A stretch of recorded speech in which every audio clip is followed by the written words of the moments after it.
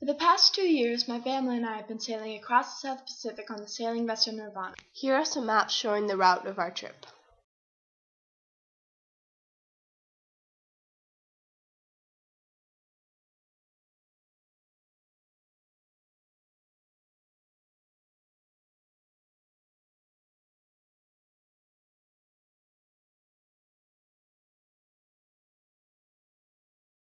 Our journey began right here in San Diego on May 6th, when my dad and his crew Harry, Angela, Shayla, and Scott started the 3,000-mile passage across the Pacific Ocean to the Marquesas, islands of French Polynesia.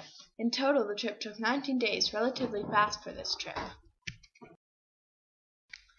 While my dad was doing that, my mom, Axel, and I took an airplane across the ocean to Tahiti and then a jumper flight to Hiva-Oa, the first island in the Marquesas group.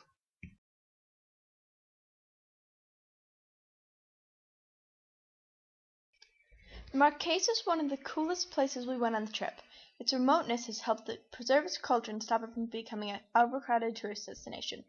The islands were mountainous, covered in trees and rocky spikes. On Nuku Hiva, there's the third largest waterfall in the world, which we visited after a long hike. In total, we went to 4 islands in the group, but each one was unique and enchanting in its own way. After the Marquesas, we sailed to the Tuamotus, which were radically different than the Marquesas. The Tuamotus were flat, sandy atolls surrounded by beautiful reefs. Our favorite place was Fakarava, which had a dive site so beautiful as UNESCO World Heritage Site. We also spent the 4th of July here and had a bonfire and set off flares. We snorkeled every day and did lots of. From the Tuamotus, we sailed to Tahiti and the Society Islands. Tahiti was covered in beautiful, lush jungle, beaches, and friendly local people. In the Society Islands, we visited Moorea, Huahine, Waiatea, Bora Bora, and Maupiti. In Moorea, our friends Tom and Casey joined us for a little while, and we swam with sharks and stingrays. Huahine was a nice quiet island with beautiful beaches, and Waiatea was my favorite island out of all the societies. In Waiatea, we met Pee-wee, a pearl farmer who lived on a raft and called himself Jack Sparrow. We did more snorkeling and went up a river in our dinghy. In Bora Bora, we did some of the most fantastic snorkeling we've done so far. Met other boat kids, then went to Maupiti, an atoll with only 20 people living on it, did a great dive in the reef pass, and fed sharks with the fish my dad caught while spearfishing. Swara was a tiny atoll in the Cook Islands inhabited by only 2 people, a park ranger and his wife. It is only accessible by boat and is an amazing spot to relax on the beach, go fishing in the pass, or snorkel all around the lagoon. Niue is my favorite place we visited on the entire trip. It is the largest limestone island in the world, and the cliffs that form its sides are covered in caves and grottos. The people who lived on Niue were the nicest we had ever met, and the rock formations were simply stunning. From Niue, we went to the Vavau Island group in Tonga, where we spent a month hiking, relaxing, doing schoolwork, and meeting other cruisers.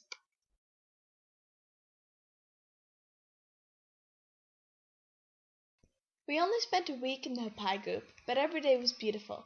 It was much like the Tuamotus, with beautiful reefs and flower sand islands, and in the end we all wished we had spent more time there. Tonga Tapu is probably my favorite place in Tonga because of all the great people we met there. We anchored off Big Mama's restaurant with lots of other cruising boats and spent 3 weeks playing and relaxing on the beach. This was where Axel and I met most of our best friends, who we would spend the rest of our trip with. Once the weather cleared, we all set off for New Zealand. In the middle of the passage, all the boats stopped in Minerva Reef, a coral reef with no land in the middle of the ocean, where we did the most amazing dives and spearfish trips ever, caught 130 lobsters in 2 nights, and celebrated my mom's birthday.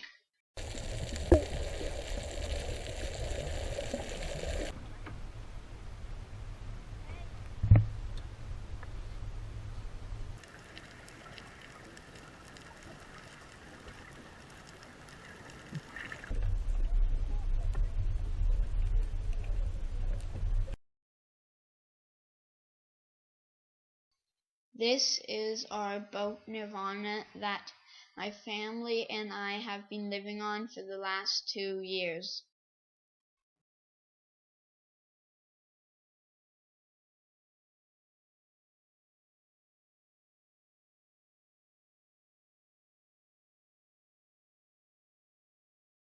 This is my sister and my cabin.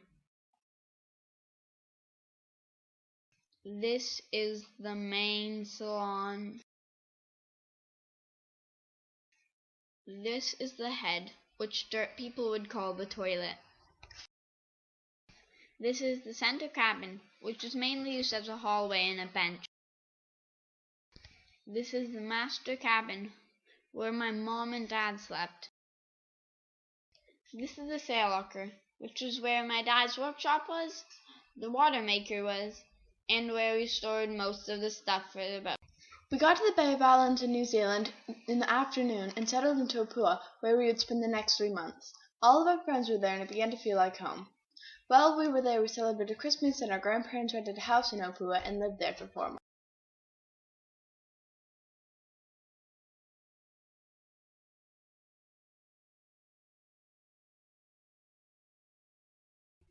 Just outside of Opua is the Bay of Islands, a collection of hilly, green islands with good anchorage and spearfishing.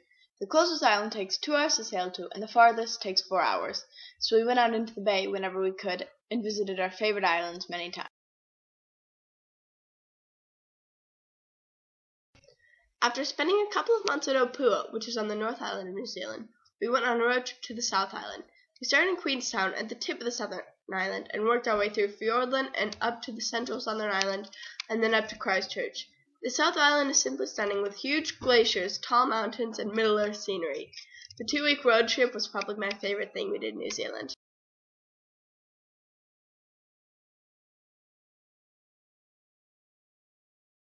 Before leaving for Fiji, we sailed up and down the east coast of the North Island, stopping in Auckland and many of the other small islands along the coast. We checked out of New Zealand near the end of April and sailed for 8 days up to Fiji.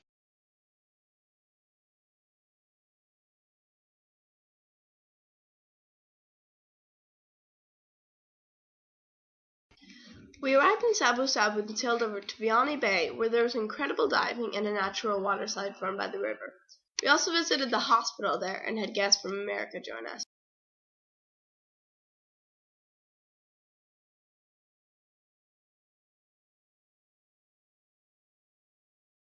The Lao group was probably my favorite part of Fiji. We spent lots of time with our friends and got to know many of the local people. We went to school for a week on Susui with our best friends, Fien and Seppa. The school had only 24 students and everyone was very nice and funny. We then went to Como, where an entire island ran out of water and they were down to drinking coconuts. In Fulongo, we met up with all of our friends and spent a while camping on the beach. We were also assigned a host family who took us in while we were in Fulongo. The last island we went to was Matuka, where we went on a huge hike to the summit, slid back down, and got lost. The Mamanuca group includes Viti Levu, Vanuatu, and many other small islands crowded with resorts. We spent some time in Suva with all our friends before going to Muscat Cove, a resort-covered bay, where we would spend most of the rest of our time in Fiji.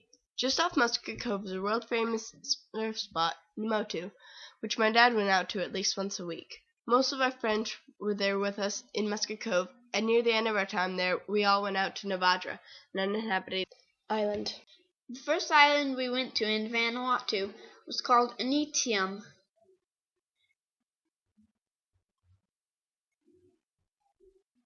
Then we went to Tanna, which had an active volcano called Mount Yasser.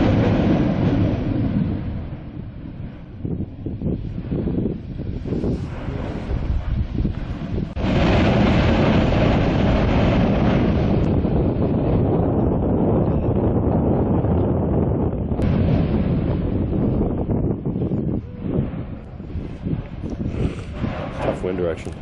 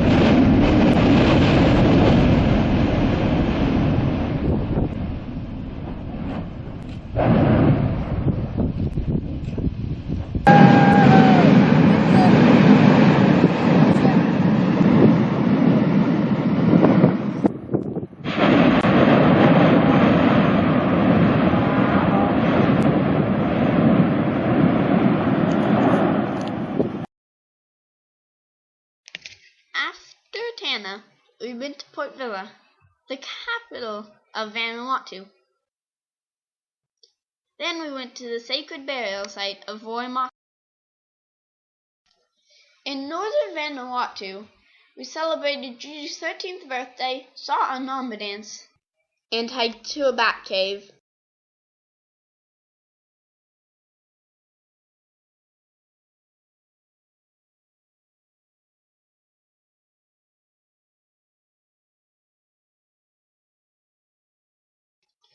Then we went to Amberin, where there was another active volcano called Mount Meru.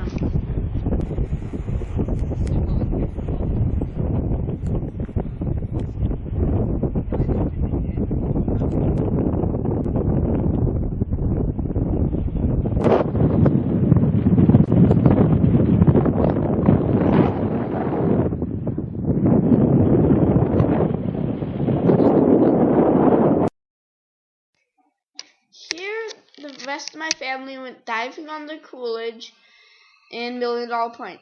We also did quite a bit of other water-related things. We went back to Port Vila, where we celebrated Halloween and went to an underwater post office. Then we went to New Caledonia, where we spent most of our time in Noumea, but we did a bit of touring around too.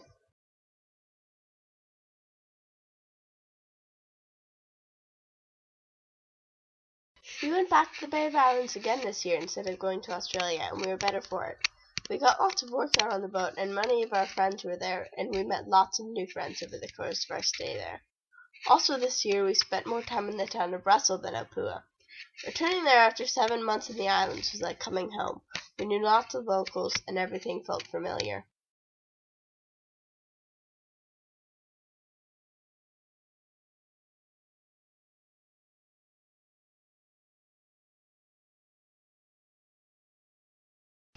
We also spent lots of time in the Rocky Gulf this year. We stayed on Great Barrier Island for about 3 weeks in total and managed to explore the whole island. We stayed in Auckland for 2 weeks this year and had people visit for a lot of it.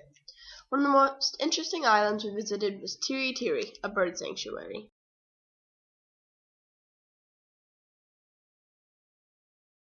While we had our boat tied up on the dock in Whangarei, my mom, my brother, and I took a road trip down to Rotorua, a geothermal area of New Zealand. While in the area, we also visited Hobbiton, which was an amazing place. Our friends in Whangarei threw a big going-away party for us before we left the boat forever. 5 days later, we were on a plane, headed to Thailand. Our first stop along the overland journey back to San Diego was Phuket, Thailand, where we saw many interesting things, such as excellent food markets. After Phuket, we went to the island of Cerne, where we saw lots of wildlife and spent 2 nights there camping. Next, we flew to Chiang Mai, where we saw many temples.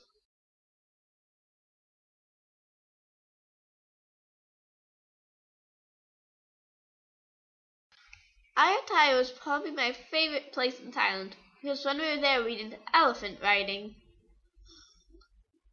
We also saw quite a few ancient temples.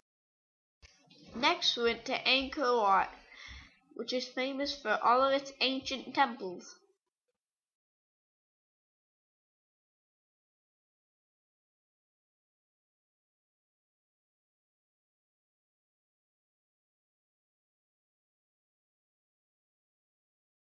We re-entered Thailand and went to Bangkok, the capital, for 5 days.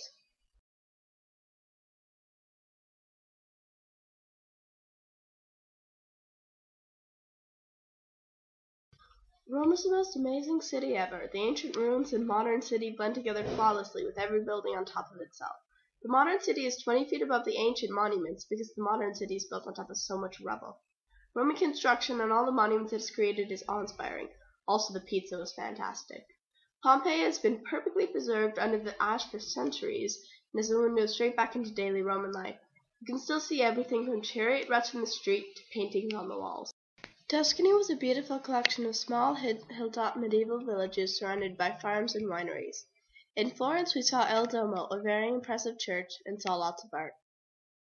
We spent the day in sunny, warm Nice before taking a bullet train up to Paris, where it was rainy and cold. The next day it was no longer raining, but the Seine was flooded. While in Paris, we visited the Louvre, the Eiffel Tower, Notre Dame, the Arc de Triomphe, and the Pompidou Museum. The pastries were amazing, especially the pain au chocolat and the lemon tarts. We stayed in Holland for a week and spent most of the time visiting my uncle in Utrecht. We also spent a day in both Amsterdam and Rotterdam seeing the sights. From Amsterdam, we flew to Canada to visit our cousins and grandparents. We spent 2 weeks in Kingston, Ontario, then flew to San Diego, where we moved back into our house and settled into life ashore.